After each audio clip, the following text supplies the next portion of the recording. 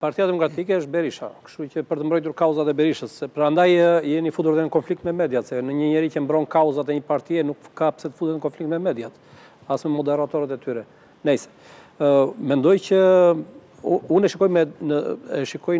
e vendos në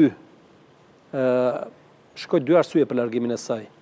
E para është që ajo ka dyshuar që në fillim në kryet e herës sapo mbaruan zgjedhjet se votat brenda Partisë Demokratike janë tjetërsuar, në kuptimin që numëruesit e Partisë Demokratike kanë marrë votat nga njëri kandidat dhe kanë favorizuar kandidatin tjetër, ashtu si thot ajo dhe ka dhënë emra konkret. Ajo akuzon për këtë shkëlqim. Jo, ka dhënë një emër shkëlqim Hoxhën. Po. Ka dhënë një emër konkret. Po, ka dhënë një emër konkret. Besoj është person real. Po, është person real. Nëse zgabojun, nëse. Po, ka qenë kandidat për deputet në të shkuarën, ka qenë kandidat për kryetar bashkie në Rogozhin, ka qenë drejtues i lartë në administratën, funksionar i lartë në administratën e Partisë Demokratike kur ishte në pushtet.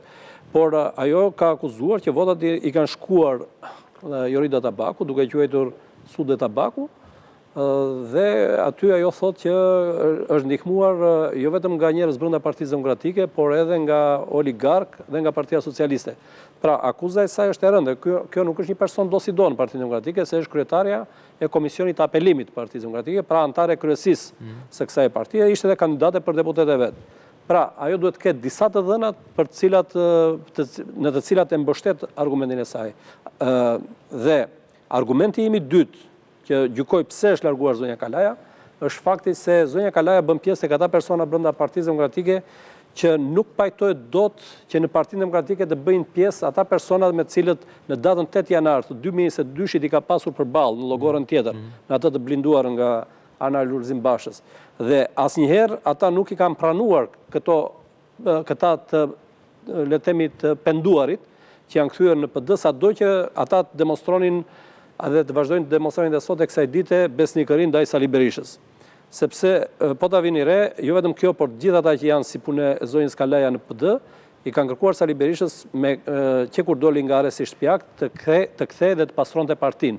Nga kush ta pastronte partinë? Ta pastronte nga këta të cilët sipas tyre nuk janë besnik të kryetarit. Pra, Adriana Kalaja vërtet ka kontribut këto vite që është kthyer, se tani ka ardhur në PD. Ajo ka qenë në 2013 ka thënë vetë kanë votuar Parti Socialiste, pastaj ka qenë te Partia Libra e zotit Blushi dhe prej këtej ka ardhur te Partia Demokratike. Në këto kushte, megjithatë s'ka asnjë të keqe kjo, por unë mendoj që ajo bën pjesë te kjo kategori personazh. Fakti që ndryshon partinë, tani te rasti Kalas mendojnë për shkak se nuk do të ndryshojë karakterin, ka ndryshuar partinë. Se ka tjerë që ndryshojnë partinë për shkak karakterit, po nuk besoj që është ky rasti zonës Kalaja. Nuk besoj dhe unë, patjetër. Besoj që ajo ta thash mua mos jesh dakord me të. Tani që ju flisni, unë gjej edhe një arsye të tretë. Zonja Kalaja, por që i ka qendruar kauzave sipas saj ka qendruar. Po, zonja Kalaja është nga ato kandidate për deputet, pra bën pjesë tek peshtja me një kala tjetër, po kjo kala e Tiranës e kala e Krujës, që ishte miku im Aulon Kalaja, të cilën me të drejtë kanë kërkuar edhe për çështje dinjiteti mbi të gjitha, se çështja dinjiteti në Partinë Demokratike nuk duhet të flitet vetëm kur bëhet fjalë për Sali Berishën. Çështja dinjiteti ka secili nga ata anëtarët e Partisë Demokratike në të gjithë piramidën e Partisë Demokratike. Ata që konkurruan listë hapur kanë edhe më shumë arsye për ta mbrojtur dinjitetin e tyre. Aq më tepër kur në kuadrin e një humbje madhështore. Po. Që thoshte miku im Endrit Hoxha, këta kanë marrë goxha vota. Kanë marrë goxha vota dhe nga ana tjetër Aulon Kalaja që shprehur, dhe më pëlqeu kjo gjë, tha, unë kam dhe një raport me të vërtetën, tha, u kam garantuar zgjedhësve të mi. Po, u kam garantuar zgjedhësve të mi, tha, që unë do ta mbroj votën, tha. Kështu që unë do ta çoj deri në fund, tha, kauzën e mbrojtjes votës. Mirë, po këtu janë futur me dashje, pa dashje, edhe pse përbetohen nga mëngjesi ndark për Sali Berishën, janë futur në një konflikt me Sali Berishën, sepse Sali Berisha... Jo, zonja Kalaja besoj ishte e qartë. Jo, po ku është konflikti? Shiko se ku e kam gjetur konfliktin.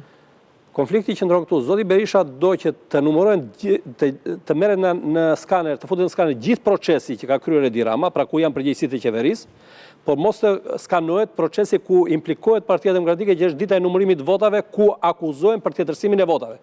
Dhe kjo i argëzon kauzën e misionarit Berishës. Pra Berisha thotë, të hapen dhe të numërohen, të bëhet skaneri gjithë procesit, por mos të preken, mos të nadali e palara kur e implikon dhe Berishën tek në rast se ka. Pikërisht, kjo është paradoksi, se zonja Kalaja thotë, të kaloj fjalën e Lami, zonja Kalaja thotë, Pra, ato po vrasin misionarin në një farë mënyrë, po i vrasin kauzën Berishës. Votat në rastin e përmend që Zonita Baku ja ka grumbulluar Edi Rama Lami. Po, a thot regjera jo. Po Berisha te kjo pjesa nuk e pranon. Jo, pa ajo vendos emrin e shkëlqim Hoxhës. Pra, ajo thot, janë 3 kategori që e kanë deformuar votën, sipas saj brenda nga njëri kandidati PD-s te kandidati tjetër. Thot oligarkët, Edi Rama dhe personalitetet brenda Partisë Demokratike, të cilët kanë ndikuar mbi numëruesin.